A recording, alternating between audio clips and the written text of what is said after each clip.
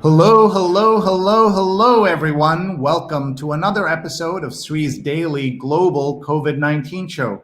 My name is Sree Sreenivasan, and it's my honor to convene this daily conversation around various aspects of the COVID crisis. Today is episode 221 in 221 days, and we have a very special topic and very special guest for you. Our topic is Women of Color Leading the Way. And we have two fabulous guests with us. Bonita C. Stewart is VP of Global Partnerships at Google, and Jacqueline Adams is a communication strategist and Emmy Award-winning former CBS News correspondent. They are the authors of A Blessing, Women of Color Teaming Up to Lead, Empower, and Thrive. And you can find their book at leadempowerthrive.com. And we'll be talking about their book, about their careers, and tips that they have for women and men who are trying to make it in the workplace in the new normal. And by the way, if you didn't know, A Blessing is what you call a group of unicorns. And we will be hearing more about the title and so much more in just a minute when I will introduce you to them. Hello, everybody. I'm Sree. Thank you so much for being here. We're live right now on Facebook, on Twitter, on YouTube, and on LinkedIn. Please share this with your friends right now, reshare, retweet, or just tag a friend and they can watch live or later. I'm the Marshall Loeb Visiting Professor of Digital Innovation at Stony Brook School of Journalism and the co-founder of Digimentors, a social, digital, and virtual events consulting company. Our motto: don't cancel your event without talking to us, and don't even plan your virtual event without talking to us. We've done events for 50 people and events for 100,000 people. We bet your events are somewhere in between those two numbers. And we love to talk about virtual events and where they're going and their future.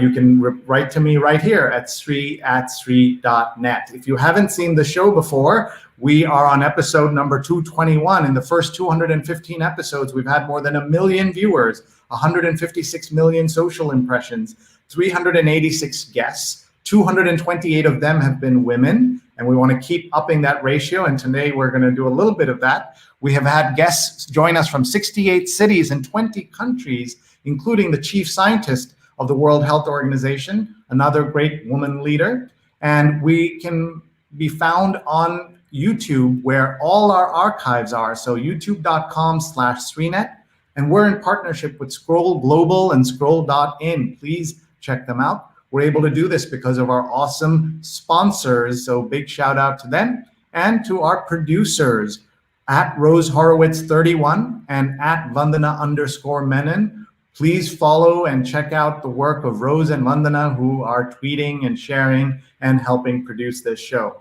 So are you ready to talk about leadership? Are you ready to talk about how to thrive in this new environment? We're going to meet the authors of A Blessing, the new book we just launched, Bonita Stewart and Jacqueline Adams. They're both with us. The book is called A Blessing, Women of Color Teaming Up to Lead, Empower, and Thrive. And please check out leadempowerthrive.com. And please welcome onto the stage with me here very early on a Saturday morning, Bonita and Jacqueline. Hello. Good morning. Good morning. Good morning, Sree. It's such a pleasure to be here with everyone this morning. Well, congratulations on your show, the reach of the show. You are a blessing. Oh, well, thank you very much. I didn't have any unicorns, so I have an elephant in the back. It's an elephant from Kerala, India, my parents' hometown, home state in India. So thank you so much for being here. Everyone who's watching, please tell us where you're watching from and tell us how your Saturday is going. And please ask these wonderful leaders anything you like. My first question always is, how are you? Where are you? And how's your family been handling the entire pandemic? So we'll start with Jackie. Well, I'm on the Upper East Side of Manhattan. Everyone is healthy. It's been an interesting year. People have had such a range of emotions, from fear and anxiety and resignation, I guess. And that makes it hard for everyone to kind of understand and keep up with everything. But you're going to shed some light and give us some tips. So we're very grateful to you for being with us. We also love your background and the flowers and all of that. That is great. You're just going from one Zoom call to another, aren't you? Yes. Can you tell? How can you tell? All right, let's go to Bonita and hear from her about how things are going. Yeah, so we are here in Amagansett. We've been here obviously since March. I would say everyone is healthy. And I would say from a leadership perspective, it's very important because I think there were dual responsibilities for leaders during this pandemic. The first and foremost, you had to put on your own oxygen mask. You had to really take care of yourself and your family.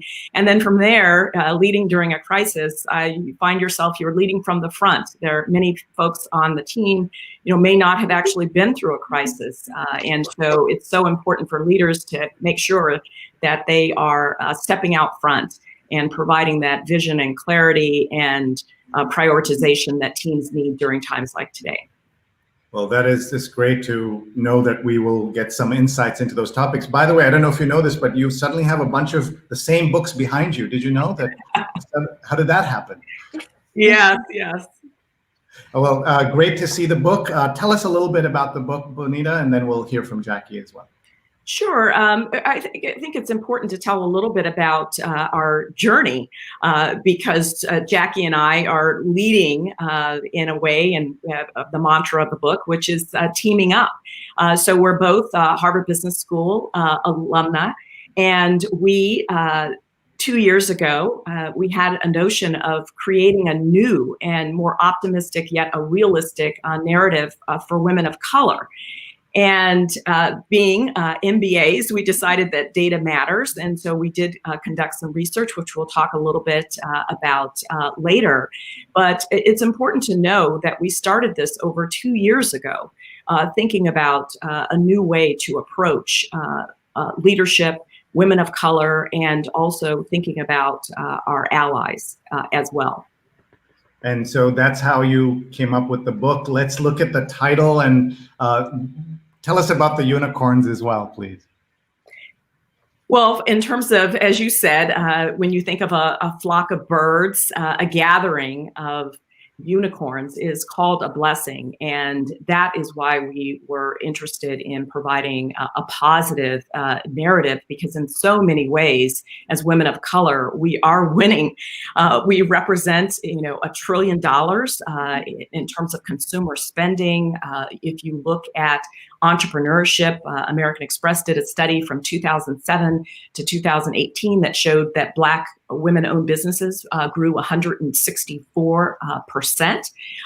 And we also see in every single spectrum, whether it's from all of the women of color that are running for office, from politics to sports, as well as other areas. And if you look at just the overall education of women of color, Black women, and it may not be known, but we're the most educated group within the U.S.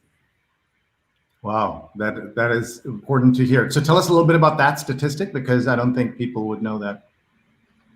In terms of the education? Yes. Yes, so that is something, let me tell you a little bit about the survey, because I think that will help. So we actually surveyed over 4,005 women. We went across all 4 races, white, Black, Latinx, as well as Asian. And then we went across, and this was so illuminating, particularly for diversity and inclusion officers today, as well as leaders that are trying to build their leadership capability. We went across the generations. So in addition to the ages, we went across all of the generations, whether starting Gen Z, we went through millennials, as well as Gen X and boomers. And so you can imagine these were desk workers. So these were workers in a professional situation. And what we found is that 47% of Black women, imagine, Sree, in 2020, 47% of Black women said they are frequently or always the only person of their race in a professional situation. And contrast that to white women, 73% are rarely in a situation where they are the only one of their race. So Jackie also we're also first and onlys. And Jackie, had just an illustrious career as the first African-American female CBS White House correspondent.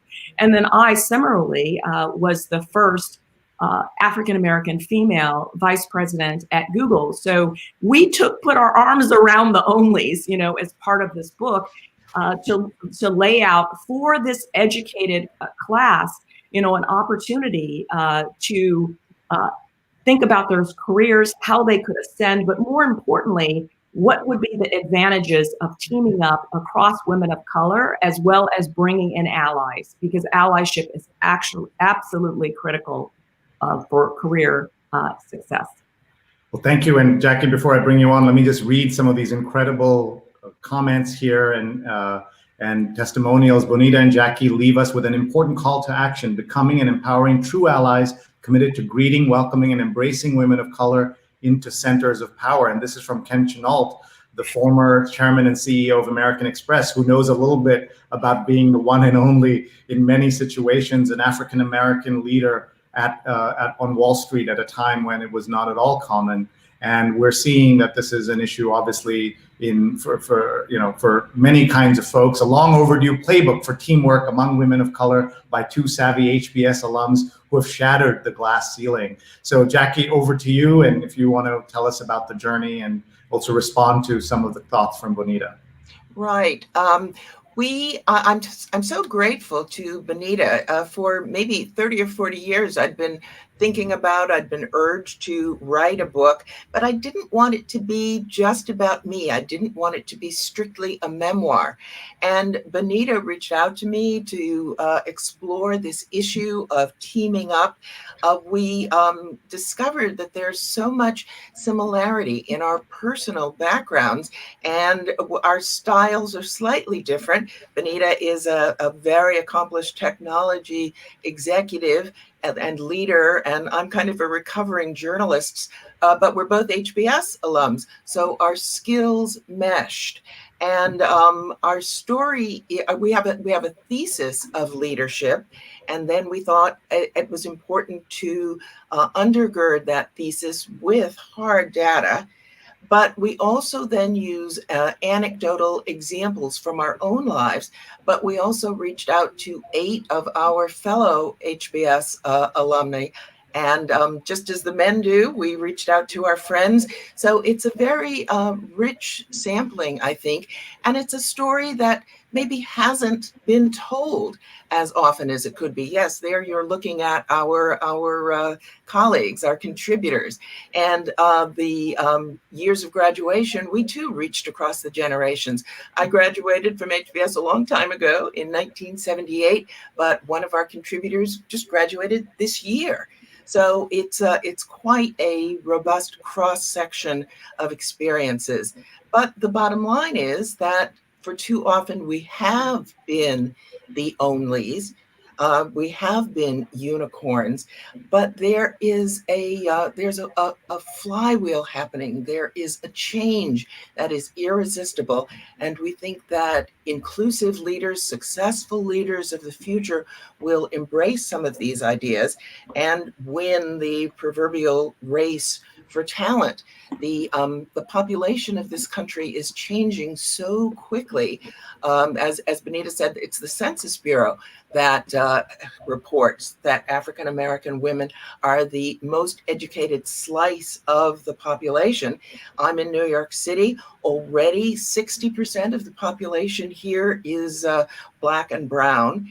And we know, again, from the Census Bureau that by 2027, and that's tomorrow, really, the majority of Americans from the ages of 18 to 29 will be African-American, Latinos, people of color.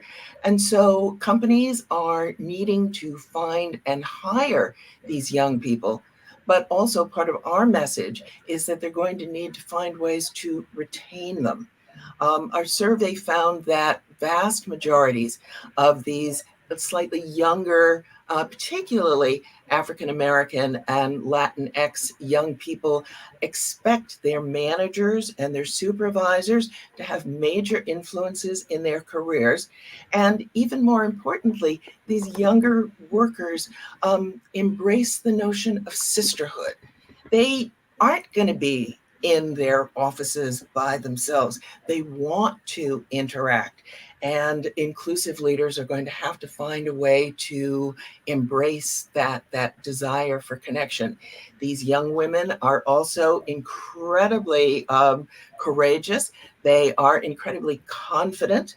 Our survey found that they do believe that they will have control of their career. They do believe that they can find another good job if they need to. So there are some very strong trends in the research that we did.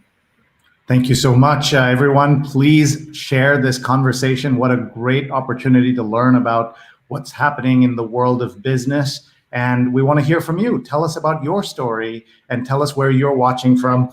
Bonita, I wonder if you could tell us a little bit about some of these awesome women who you had contribute to this book. Yes. As Jackie mentioned, we span the generations. One of the terms that we've coined as part of our thesis is what we call generational diversity.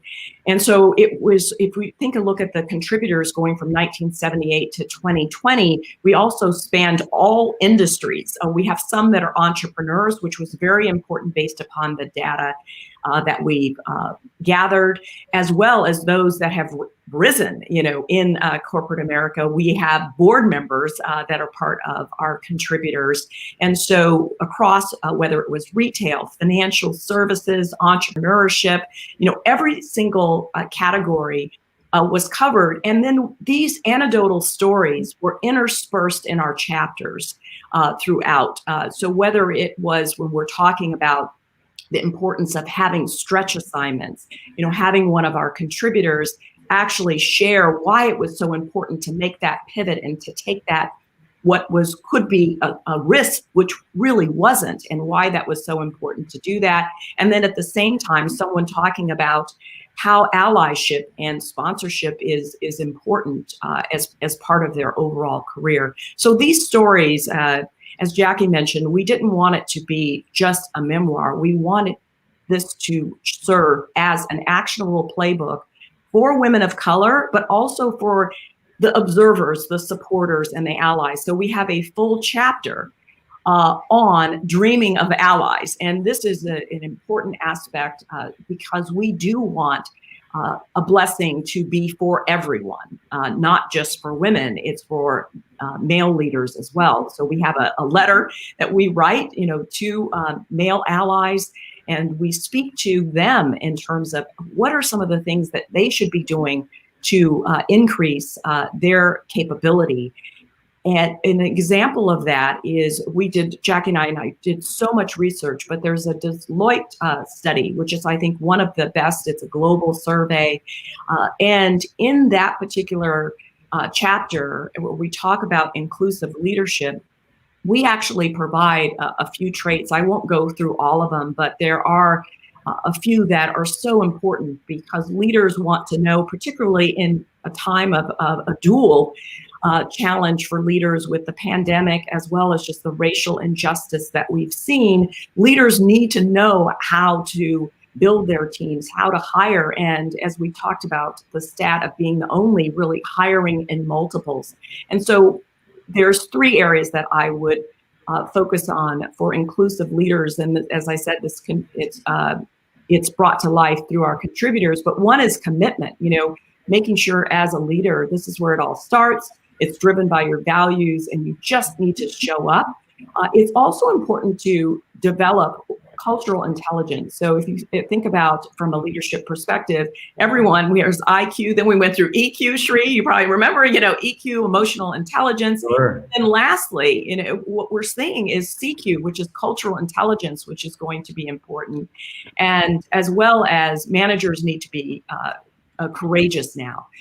We found, within our study, every single race, every single generation has the expectation that their managers and supervisors will be part of their success. And so we're telling all of the managers and leaders to say, don't be afraid to really challenge some of the entrenched, organizational attitudes, and really think about becoming comfortable, being uncomfortable, and just get started and change the trajectory. And most importantly, tokenism.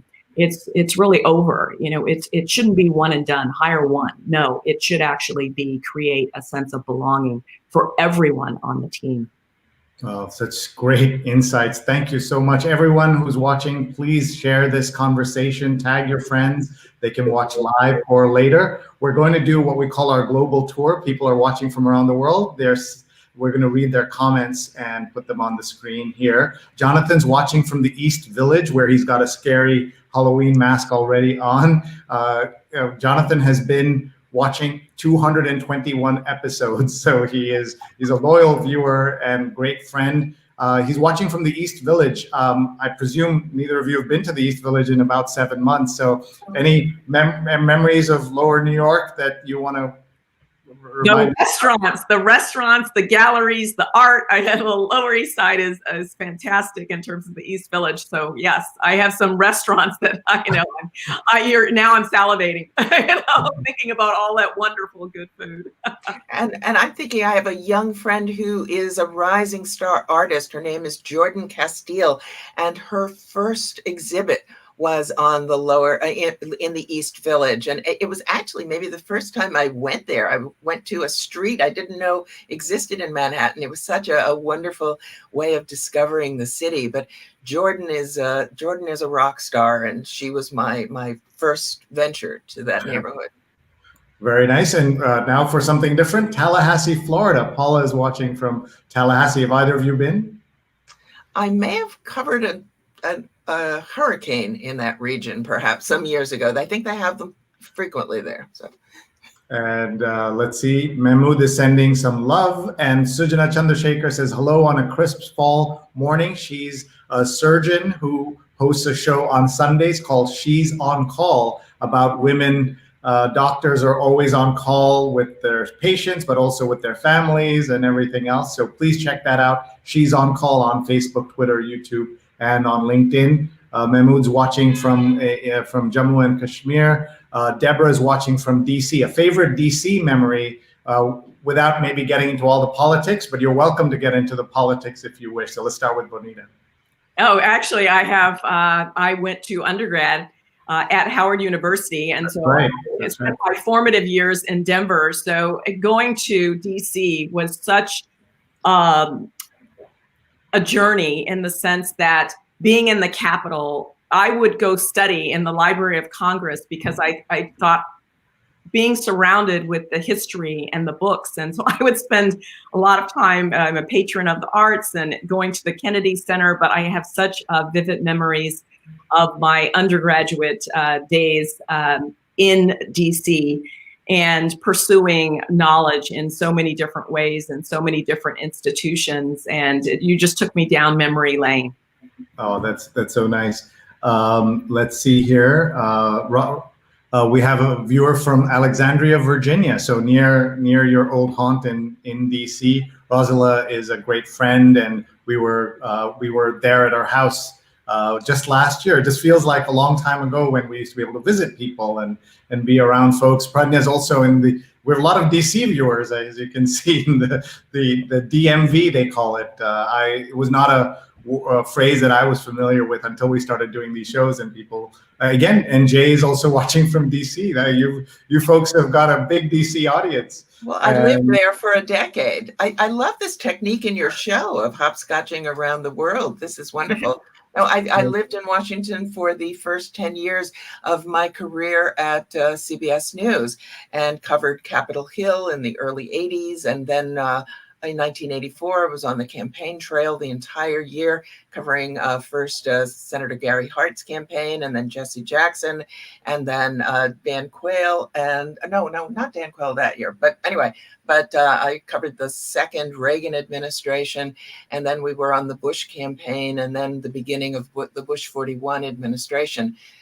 So lots of wonderful memories in Washington. And I remember just before I left DC to move to the New York bureau, the Northeast bureau of CBS, my office really was in this little cubbyhole, the CBS booth inside the White House, and that's where I went every day, and I sort of took it for granted. And as I knew I was getting ready to leave, I sort of stopped and looked around and exhaled and realized what a unique opportunity, what a privilege it was to walk through the gates every day.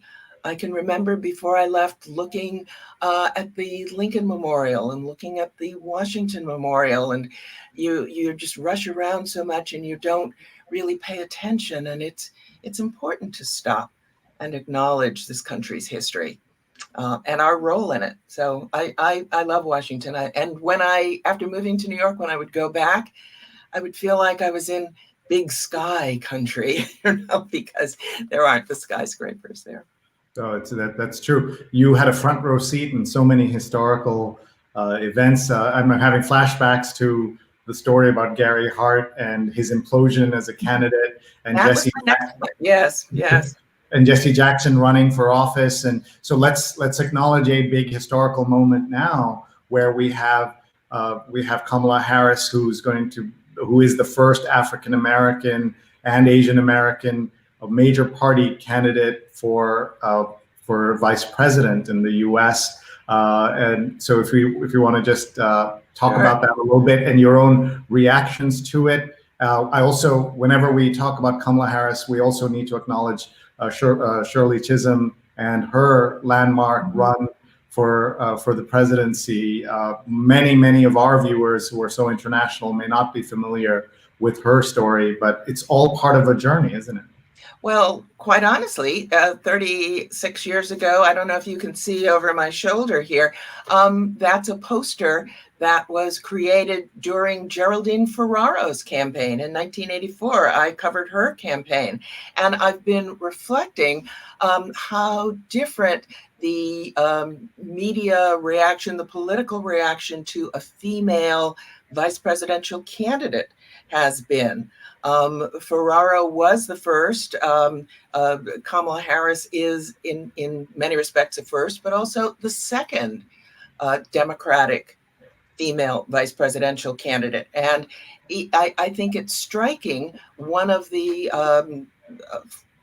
downfalls, one of the criticisms that impacted Geraldine Ferraro was her role in her husband's business affairs. Huge brouhaha. And that is not something this year that we are hearing about Senator Harris. And Senator Harris's qualifications for the job are really not being questioned. There's always going to be criticism one way or the other. I think it just goes with the territory. But I was also thinking about forms of clothing. No one is critiquing the way Senator Harris is dressing. If anything, she's winning kudos for wearing those wonderful Converse sneakers. So a lot has changed, and much of it for the good. I'll also just add that I interviewed John Vaccaro Jr., the son of Geraldine Ferraro, and we did an interview. It was very moving to hear him talk about his mother and, of course, what it was like to have all of those family concerns be part of her story when it should have been just about her work. Right. And he is the mayor of a small town on Fire Island, and so that's how I met him. He's also a developer in New York City. Let's go to Bonita and hear her thoughts about Senator Harris. Well, first of all, she's a fellow alum, and so in many respects, she's such a role model. And quite frankly, when you start to talk about ambition, and we write about this in our book, the notion of excellence, having to be perfect at everything that you do. So for us, it's monumental. And I think if you start to see what's happening around Kamala is this notion of teaming up. And it's teaming up, as a woman of color, she's teaming up across, multiple races and building this community. But I do think it's telling women in a very different way, particularly the younger generations that, in some ways can't even fathom what Jackie was talking about in terms of how they are portraying or portrayed women during those times, but how women are actually stepping to the front and in a leadership role as we rightfully belong, within these roles. And that is what we're saying, in our book, is that this is an opportunity for us. This is our time. We need to thrive, but we also need to be empowered. And we are empowered and we're capable. And so for me, this is such an exciting time to have this opportunity to see a woman of color rise to this position. A fellow bison, as you said, we also lost a bison this year in the sad story of Chadwick Boseman. Yes, but also a leader. I mean, you think about just the exemplary style, what he did, and while no one knew. And so it's the underlying, and we also talk about this in the book, just the overall stress, so imagine, here's what he did. He did the most brilliant films, whether it was 42, playing Thurgood Marshall, what he was doing, and then ultimately being the Black Panther representing Wakanda, all at the same time, while having, trying to combat, a very deadly disease.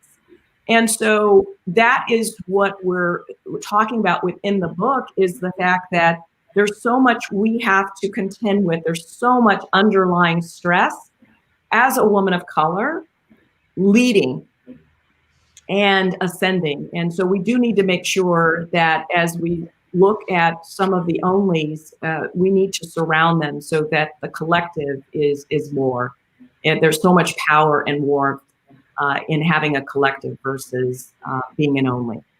Thank you so much, folks. We're talking to Bonita Stewart and Jacqueline Adams, and I just wanted to show everyone this. I hope you missed this because it's so atrocious, but a sitting senator, David Perdue, willfully mispronounced Kamala Harris's name. I'm going to play this because people need to hear this, that this is the state of this country. Kamala, I don't know.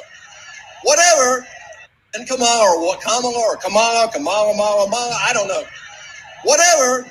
Just imagine saying that about anybody in the world, let alone the candidate for a candidate for vice president. Just so atrocious. But I love Neil Makija's response. Her name is going to be pronounced Madam Vice President. I love that, and that's why I'm showing it to everybody so that folks understand what she has had to go through. Not just be good enough, but to be, as we've been hearing, that women of color have to be twice as good, 3 times as good, in order to do and get the same kind of recognition that other folks might be getting. I want to point out that our friend Pradnya, who's watching from Washington area, says that she's buying this book immediately, so that's great. And she's also tagging all of these folks. So everybody, please do this. Just tag your friends. They can watch this later on Facebook. She's also quoting you, tokenism is over. We like that. And she's just having a good time here, just tagging. And Sharon says, just downloaded A Blessing and will be reading it during my commute. So it's good to know someone has a commute. That's good. And thank you for getting the book.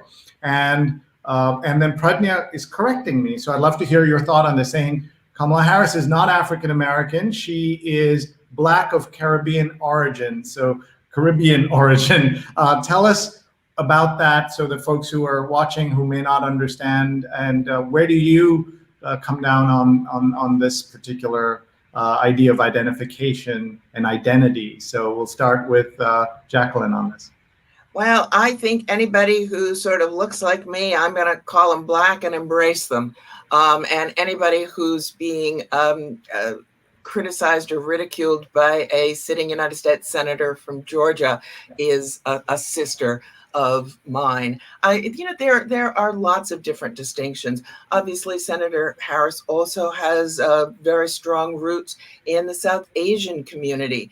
But yes, exactly. There are lots of, and maybe that's when discrimination and prejudice will end, when we're all one, when we're all blended together. But she is my sister. I am grateful to have her in my family, extended family, and so, you know, right on. Thank you. And Bonita. Now, this is why we say women of color. I think we embrace all. And we embrace the allies too, because there are others that probably viewed that situation and were just disgusted, you know, just in terms of respect. First of all, respect for another woman, you know, respect for a human being. And so we are embracing our allies, but looking at the intersectionality, we want all of it. You know, we want everyone to come together and think about what we can do if we all team up. Because we know Senator Harris shouldn't be out there by herself.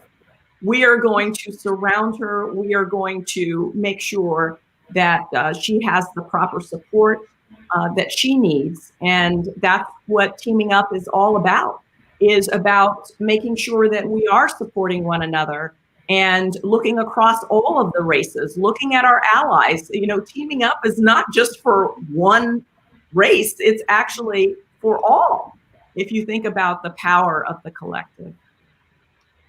That's really amazing to hear that. I want to share some of the comments that have been coming. So many comments. Diana is watching from California, former guest on this show. I've been following Bonita's impressive career for years. I love strong women. Your guests today are amazing. Great segment. By the way, I should point out it's 6:30 in the morning on a Saturday and she's watching. So. Thank you. Thank you. And Arushi says, future of women in science, learning. And I want to introduce both of you to my wonderful wife, who has been my source of learning about many of the issues that we've been talking about. And she says hello, and she says, so triggering to hear the loon and his stupidity, as we just heard. I've had to deal with a version of this my whole career. And, you know, you can see her name on screen. Rupa is a pretty easy name, but you can see that people would find ways to mangle it, even if they could. There's a little bit of a discussion happening about Black and African-American. How do both of you use that term? A lot of us as allies have been taught to use African-American, but especially this year with much more attention being paid to these issues, you know, we went to the word Black being B-capped for the first time in major news organizations, and people also saying use Black rather than African American. And for those of us of a certain age, we learned to say African American because we were taught that that's the right way to say it. So I'd love to hear your thoughts on that. Jackie, you want to go first? Well, we began writing this book about 2 years ago, and I think maybe we were a little bit ahead of the curve because we chose a style to capitalize B in the book, and the New York Times and you have finally caught up with us. The way I guess I'm old enough to remember when we were called a couple of other things before we even got to African American and Black, but I embrace African American. I think that in Europe, for example, Black is a term that is used to describe a wider spectrum of people. I know that people try to differentiate between those who are descendants of slaves versus people who maybe came from other countries, other parts of the globe, the Caribbean, and so on.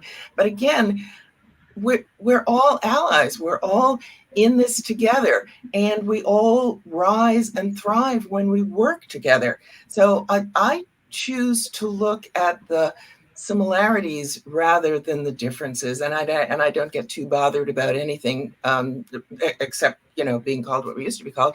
But that's why our book focuses on women of color and people of color. We want to be embracing of everyone. Thank you. Bonita, your thoughts? No, I mean, I quite frankly, I answer to both, you know.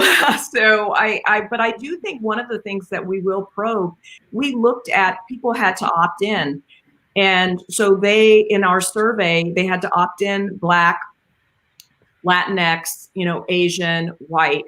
But one of the things is just the whole notion of intersectionality. And that's a big component now within the country as we become more of a melting pot. Actually, globally, we're becoming more of a melting pot. And so that is something that we're thinking about, is how do we actually probe the intersectionality that's happening across the world. And when we also had many conversations, is this for Black women, you know, African American women? And that's where we said it must be expansive, because we know, you know, based upon history, if you have one drop, you know, all of a sudden you're in a different category. And so we said, let's take a much more expansive view, because we could then gather more of these unicorns, quite frankly, into our universe and be able to share with them more of an actionable playbook that for themselves. Here's a little intersectionality. CBS News, which is the home of Jackie for so many years, shared this photo and tweet from Kamala Harris. Heartbroken, my friend and fellow Bison, Chadwick Boseman, was brilliant, kind, learned, and humble. He left too early, but his life made a difference. What a wonderful tribute for a wonderful man, and a great photo, as you can see here. Just very, very well put together. So we only have a few minutes left with these two amazing leaders. Folks, please post your questions. Please share your comments. We're talking about their book, A Blessing, about women of color leading the way. Talk about the 3 words that seem to embody your book: lead, empower, thrive. And we've put the URL on the screen so that people can see it: leadempowerthrive.com. Easy for people to remember, to get where they can get the book. They can also get bulk orders of the book if you want to make sure that more of your friends or your group understands the topic at hand. So let's talk about those 3 words. And Jackie, you want to start us off?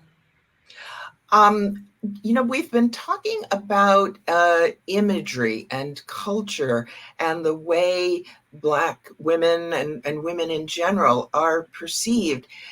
This is a season of winning. I know COVID-19 is happening. I know there's what people are calling a she session, but we need to embrace the good. Women of color are winning across so many different sectors, and we have a whole chapter in the book called Winning. And of course, we began writing this before Senator Harris was selected as the vice presidential candidate. But in 2018, for example, 19 women judges in Harris County, Texas, were elected. They ran as a slate. They ran under the banner of Black Girl Magic. Think about the women in tennis. Naomi Osaka last month won the US Open. And there's such a huge cadre of women of color tennis winners. There are bigger classes of women of color graduating from the service academies, the West Point and Annapolis, than ever before. Women are driving the Democratic Party in this election season.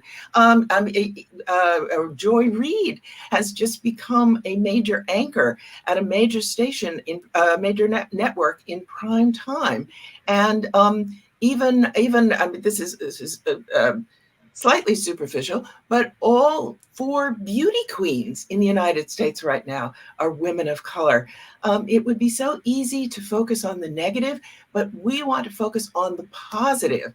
And those positive role models are images of leaders, and it's a source of empowerment for our people. Wow, this is a great list. I wish I was taking notes fast enough so we could share all of them, but we are looking on the screen. Tell us what this means to you, Bonita, that this happened in Texas.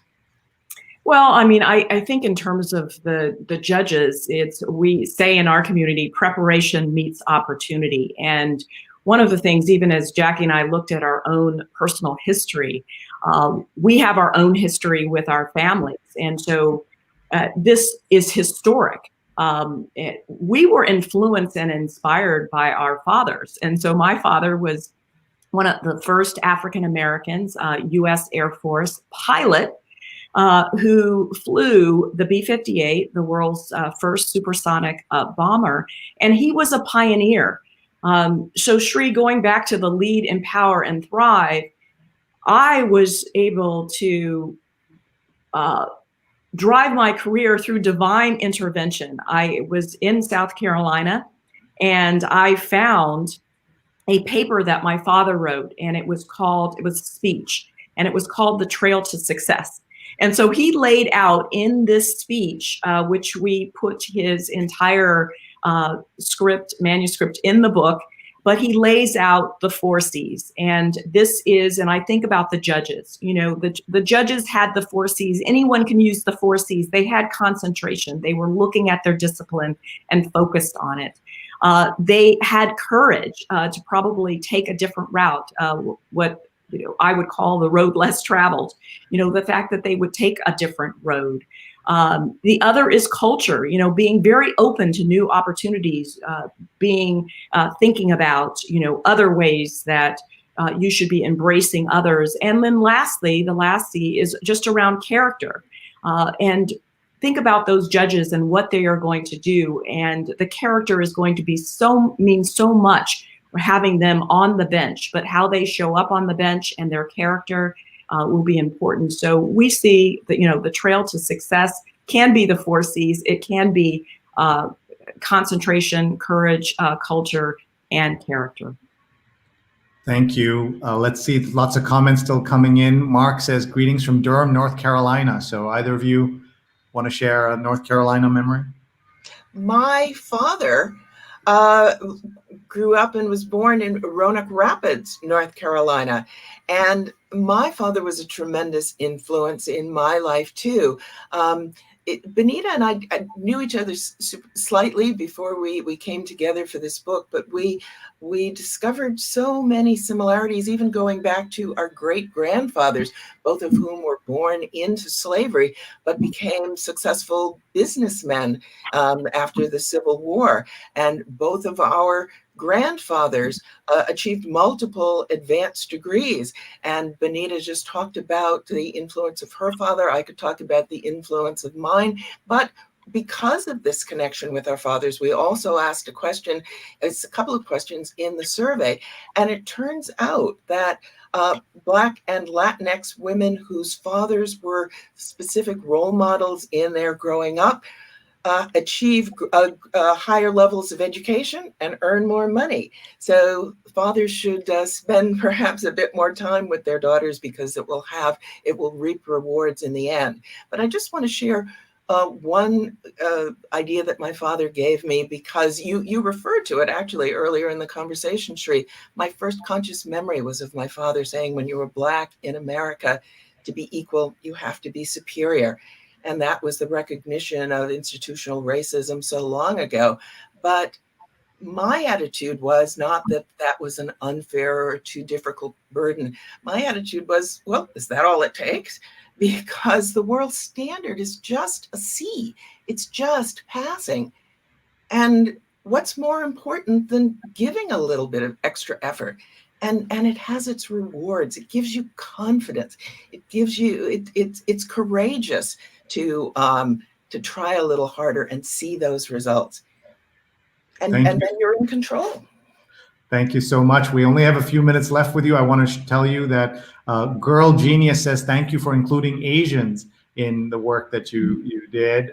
Very important.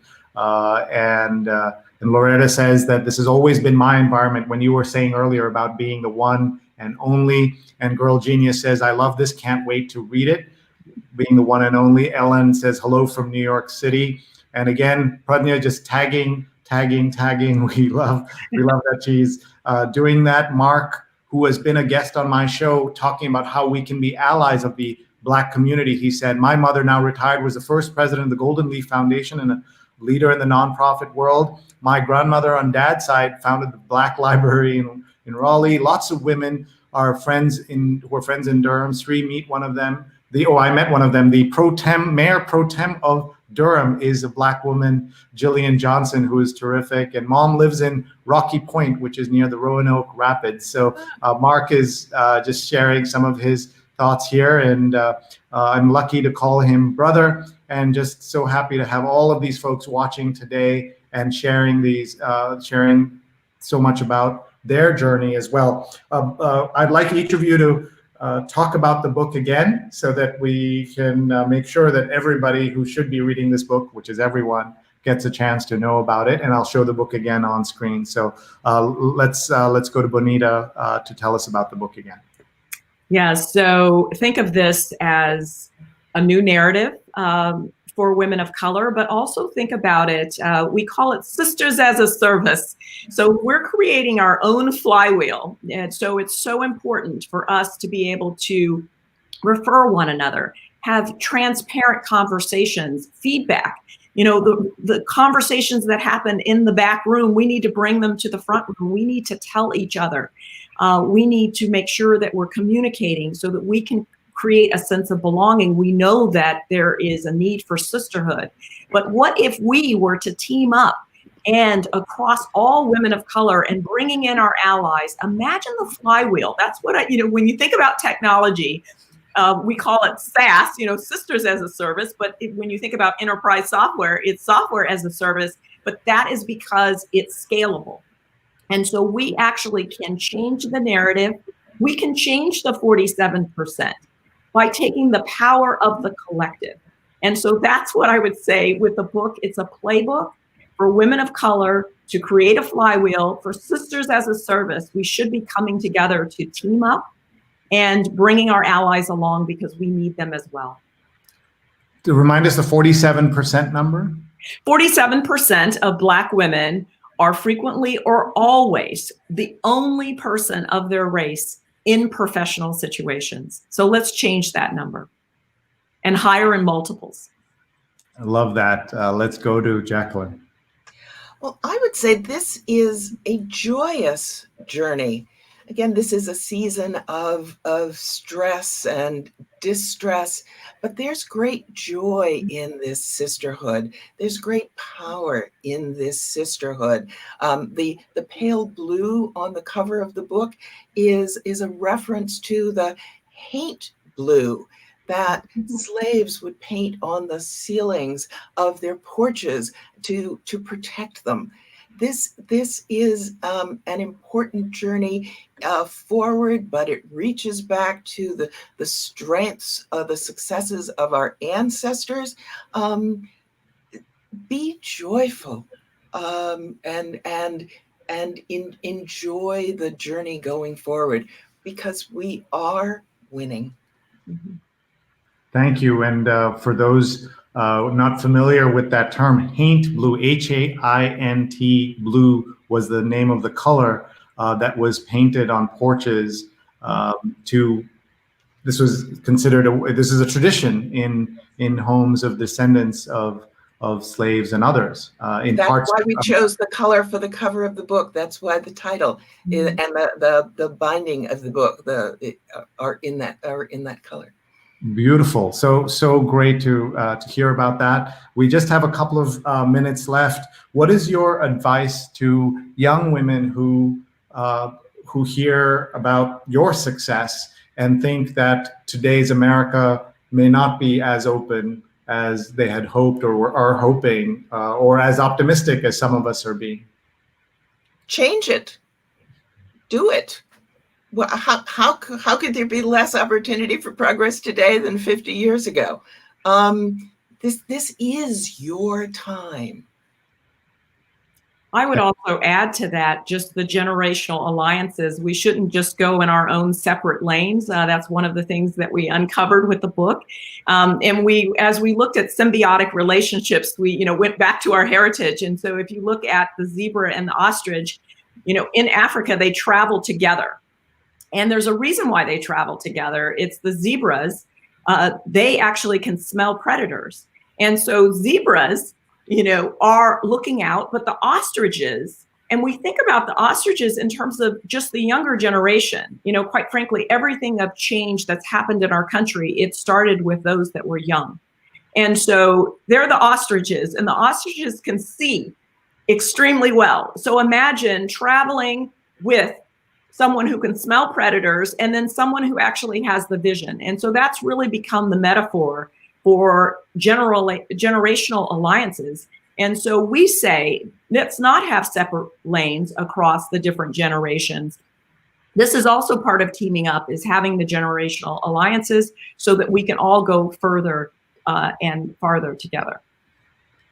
Wonderful. Thank you so much. I'm going to come back to you for a final thought before we go. And while you're thinking about it, let me just tell people what else is coming up. Right after this show, our friend Stefan Kaplan is hosting his show, Let's Talk Photography and Social Media, the Spin It Social Hour. And he has a special guest who's going to be talking about La Frontera, Artists Along the US-Mexico Border, a project by Stefan Falke. So please check that out at Spin It Social Hour. Please check that out. And then I am hosting my weekly radio show. It's a call-in show on WBAI 99.5 FM Progressive Radio in New York City and worldwide on WBAI.org. Our guests are Dr. Anthony Harris, Chief Information Officer and Associate Medical Director at WorkCare, and Maria Lizardo, the Executive Director of NMIC NYC, that does so much amazing work for equity in this country and in New York City. That's tonight. That's noon to 2 p.m. Eastern time on the radio. And then tomorrow morning we're continuing the 5th anniversary of the New York Times Read Along, where I read the New York Times out loud like a crazy person. I've been doing it for 5 years, the print paper. And tomorrow we have the editorials editor and member of the New York Times board, Alex Kingsbury, will be with us. They did an incredible big article in the New York Times. They've taken over the entire Sunday Review to make the case against Donald Trump,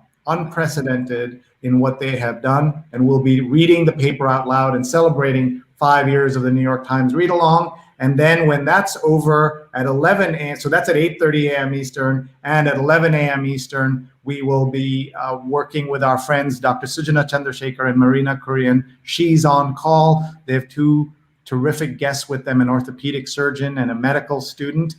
Just like our guests, Bonita and Jacqueline, cutting across generations, they're also cutting across generations. And these two surgeons and my friends will be hosting their She's on Call show at 11 a.m. Eastern. So now we're going to go back to Bonita and Jacqueline and hear from them. Final thought for today.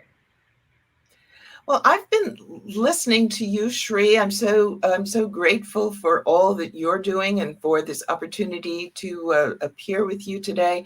And expressing gratitude is one of the key bits of advice that we have for allies across the generation. And so I want to be sure to thank you and thank the people on who have been tweeting and communicating and sending in chat.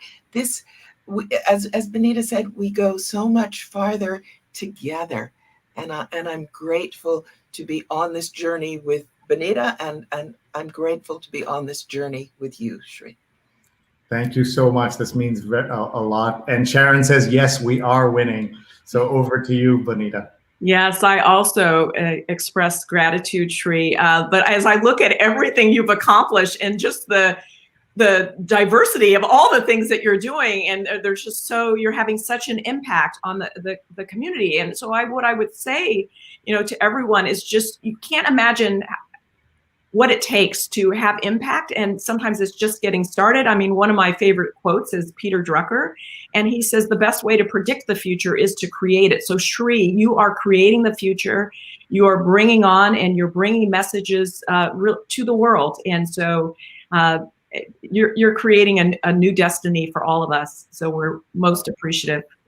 Well, thank you so much, and I want to shout out the folks who make this possible, our producers, Vandana Menon and Rose Horowitz. And I also want to thank, you saw that I'm doing like 5 shows every weekend, plus shows every day, plus my job and everything else. It's only possible because I have a wonderful family and my wife, who you met a little bit earlier, supporting folks who do this kind of work. That support system is important. And sometimes it's the people in front of the camera that get the attention, but it's all that work that all of us are doing. And we know that women are disproportionately bearing the burden of the crisis. Just at home with the homeschooling and remote learning and everything else. So we are just very grateful to both of you for being here, for helping us understand how women of color can lead the way, are leading the way. And we have the website on the screen right now. Everybody, please tell your friends about leadempowerthrive.com and to please check out this book. And it's called A Blessing. And it is a blessing that you're both here with us today. And we are very, very grateful to both of you. Thank you very much, and hope you have a fabulous Saturday. I am going to put you on the spot because it'll be hard for you to say no, because I'm asking in front of everybody. Would love to have you on our radio show in the weeks ahead. So thank you. Of course. Thank you. Thank you. You haven't lived till you've had New York City call-in folks who call into a radio show. We get folks from the extreme left and extreme right call in, and we get to mix it up. These people today are very polite, very nice people. Those folks are also nice, but they come in with that New York attitude, and you'll hear that on the radio, which is a lot of fun. It's all good. The comments are still coming in. I just want to show you. Excellent. We are the future we want.